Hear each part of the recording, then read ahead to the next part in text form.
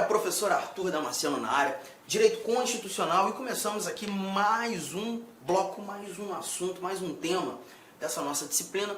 Nesse nosso bloco a gente começa a trabalhar os chamados princípios fundamentais. É o primeiro título da nossa Constituição, é um estudo tranquilo, nós iremos andar pelo artigo 1º, do artigo 1º ao artigo 4º da nossa Constituição, sendo mais preciso.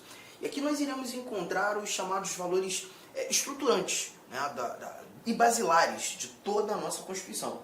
Falaremos sobre os fundamentos da República Federativa do Brasil, falaremos sobre o famoso princípio da tripartição dos poderes, os objetivos fundamentais do nosso Estado soberano e os princípios que regem as relações internacionais do nosso Brasilzão, artigo 1º, 2º, 3º, 4º. E vamos lá, sem muitas delongas, vamos avançar aqui nosso primeiro slide, nossa primeira informação aqui apresentada. Temos o seguinte, olha aqui, ó.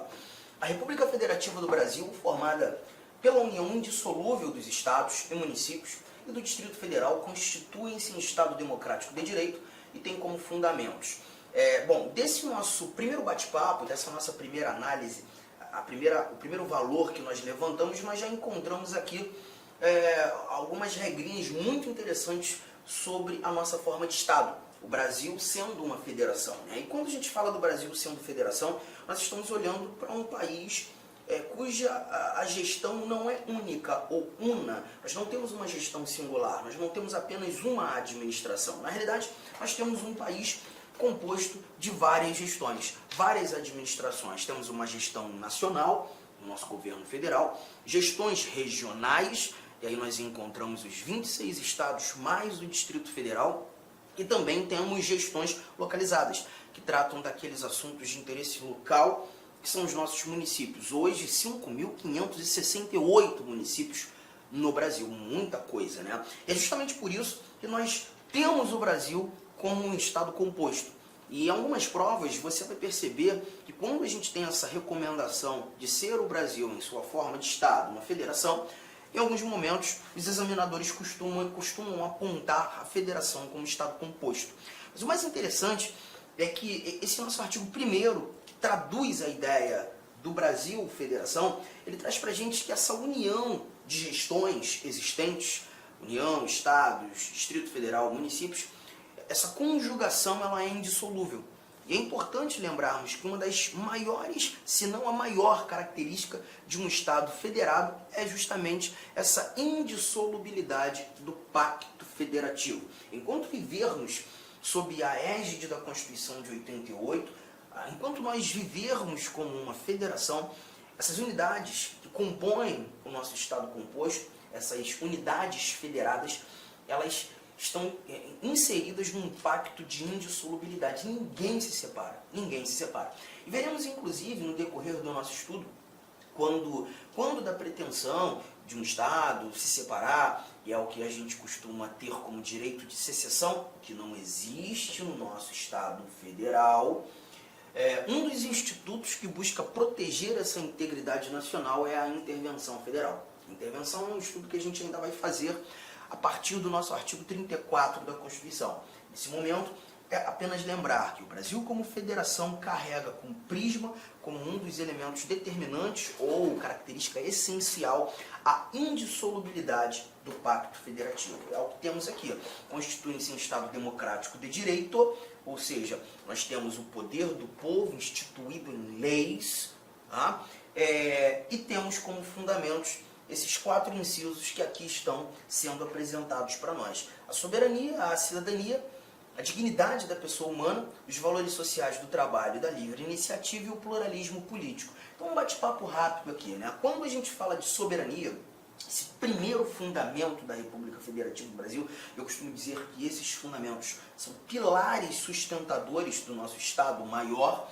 Aqui a gente está falando de uma soberania nacional, tá? Como regra geral, e majoritariamente entendida, a soberania nacional, a soberania que está nas mãos do Estado Maior.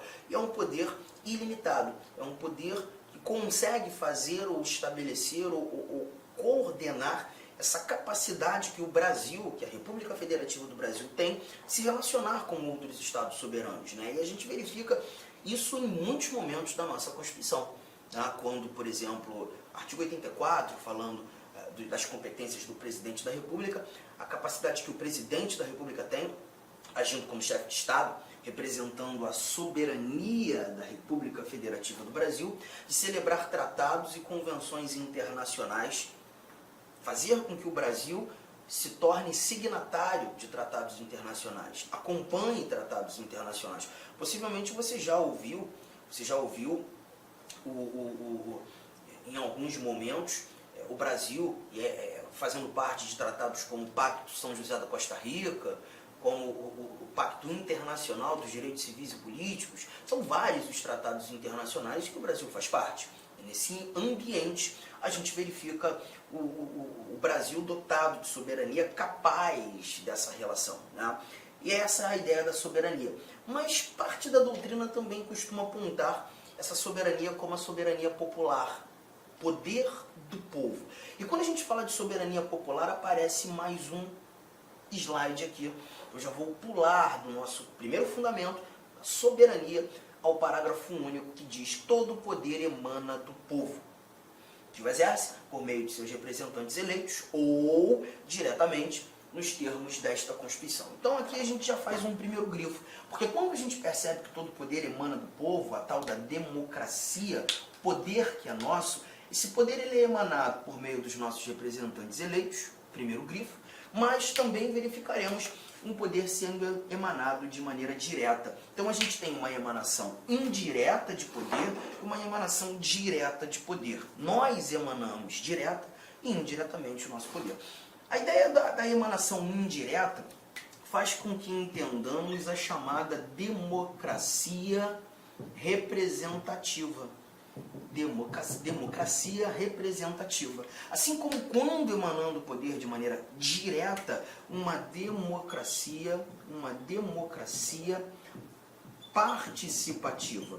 Arthur, você pode me dar exemplos dessas emanações, dessa democracia representativa e dessa democracia participativa? Claro. A democracia representativa é aquela que a gente visualiza o tempo todo, né? Os nossos representantes eleitos, deputados, senadores, articulando projetos de lei, fazendo com que esses projetos de lei se tornem leis. Aqui nesse momento nós estamos verificando a chamada a democracia representativa. Os nossos representantes eleitos tomando decisões em nome do povo. Já a democracia participativa, eu acho que o elemento primordial, o primeiro que nos faz entender a democracia participativa é quando a gente verifica o voto, né? O voto, esse instrumento que temos, garante a nossa participação na estruturação da vida política do Estado.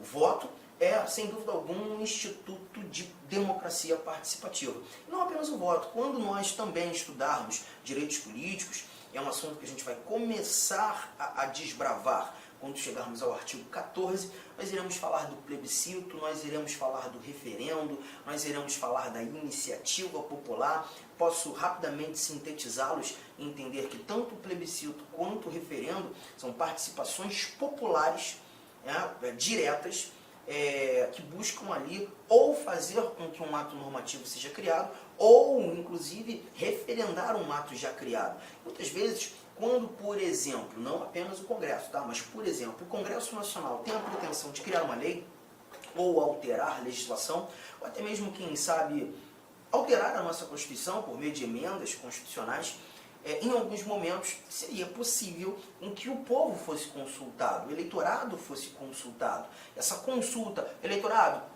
permite ou não, desejam ou não, com que criemos a lei, com que alteremos a lei, com que façamos alterações na Constituição. Essa pergunta é feita, essa consulta popular é feita.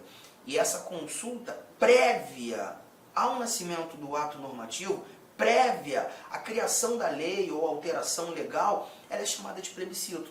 E a nossa fala, a nossa resposta acaba sendo determinante para a criação de um determinado ato normativo. Já o referendo um pouco diferente, porque no referendo nós temos a criação feita, a lei nasce, a alteração da Constituição ocorre, o ato normativo é editado, todavia a sua eficácia ou a sua vigência vai depender de uma confirmação popular.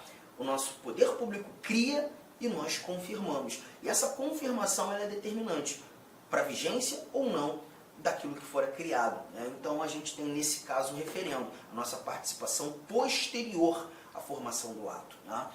E a iniciativa popular, que também veremos, e isso a gente vai anotar com muito mais cautela quando começarmos a estudar direitos políticos, como disse. A iniciativa popular nada mais é do que a nossa capacidade de criar projetos de lei.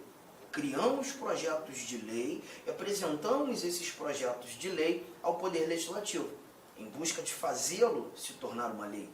E aí a gente está falando da iniciativa popular, emanação direta de poder. Mas quando a gente visualize o que é mais importante aqui, já que estamos tratando de princípios fundamentais, que é um tópico bem abrangente, bem amplo, né? A gente não especifica ainda as informações, quando da conjugação dessas duas facetas da democracia, a democracia representativa, a democracia participativa, chegamos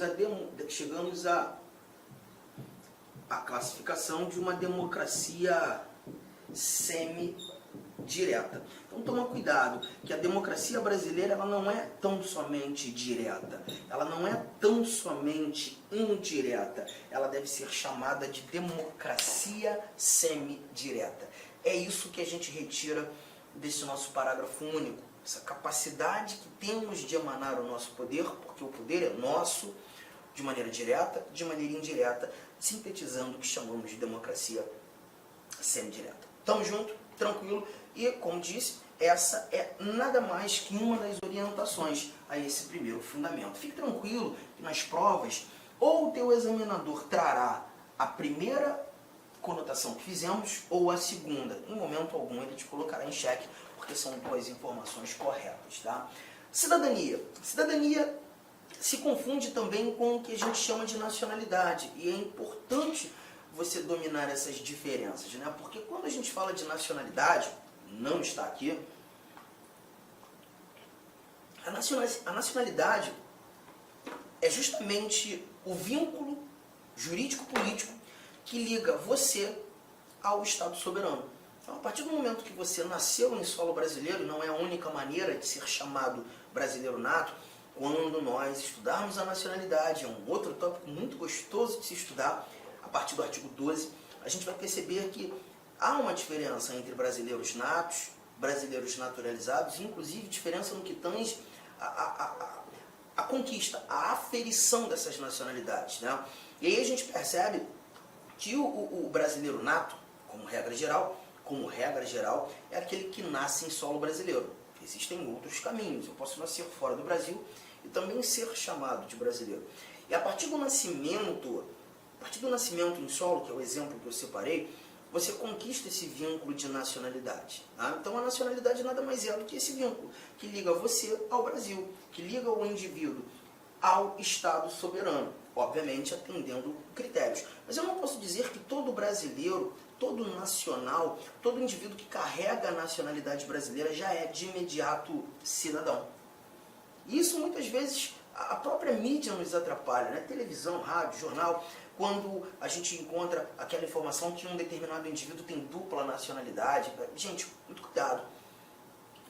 Provavelmente não foi isso que aquele indivíduo, aquele repórter quis dizer. Ele quis dizer que o indivíduo tem dupla nacionalidade. Ele tem a nacionalidade brasileira e a nacionalidade mexicana. Ele tem a nacionalidade brasileira e a nacionalidade argentina. Ele tem a nacionalidade brasileira e a nacionalidade italiana. Mas a cidadania, ela se difere da nacionalidade, porque aqui a gente está falando apenas do gozo dos direitos políticos. Gozo dos direitos políticos. Nada mais que isso. Então, quando a gente fala de cidadania, a gente está tratando daquele indivíduo que titularizou direitos políticos. Em outras palavras, a gente está levando em consideração apenas o poder votar e, por consequência, ser votado. Tá? Essa é a cidadania, a capacidade que eu tenho de participar da estruturação da vida política do meu Estado. Ponto final. Legal? Mais um elemento. A dignidade da pessoa humana é um princípio muito importante, né?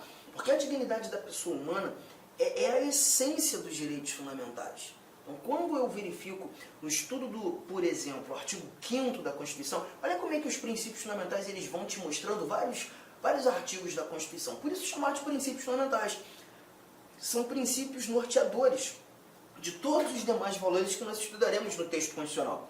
Então, quando a gente fala, olhando para o artigo 5º, onde nós encontramos os direitos e deveres individuais e coletivos, a liberdade de locomoção que temos, a liberdade de credo religioso que temos, a liberdade de expressão que temos, direito de reunião, direito de associação, direito de propriedade, direito de herança, dentre vários outros direitos, todos esses direitos têm como essência a dignidade da pessoa humana.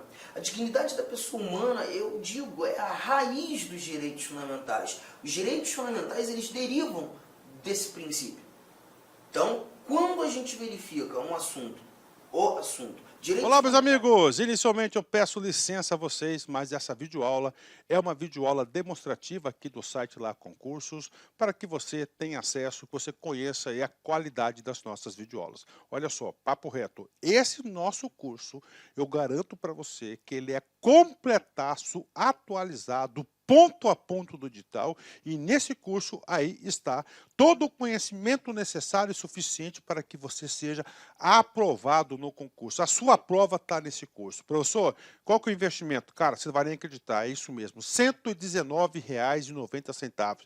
Professor, é o valor da parcela? Não, valor único. Pode parcelar? Sim, nós parcelamos ainda em 3 vezes no cartão de crédito. Pode ter certeza que vai ser o seu melhor custo em benefício de investimento na sua vida.